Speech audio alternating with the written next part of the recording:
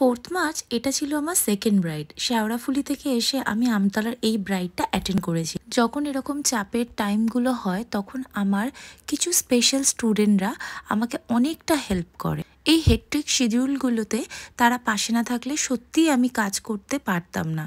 তো স্পেশাল কেন বললাম তোমরা বুঝতেই পারছো। আমার খুব কাছের এক স্টুডেন্ট এই সুন্দর কলকাটা আমার ব্রাইডের উপর করে দিয়েছিল।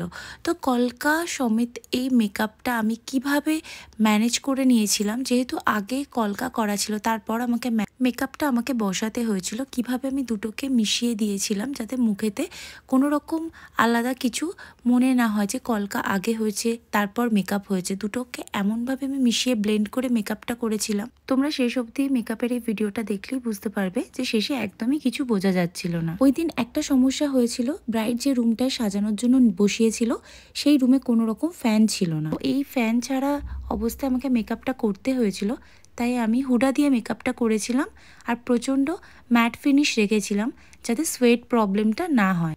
ঘরে রিং লাইট জ্বলছিল উইদাউট ফ্যানে, প্রচণ্ড গরম লাগছিল।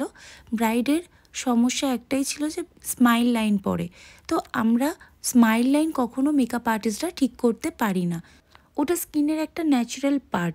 তো আমরা কম করার চেষ্টা করি যে যাতে সেটা একটু কম পড়ে, কিন্তু সেটাকে একেবারে ঠিক করে দেওয়া পসিবল হয় না।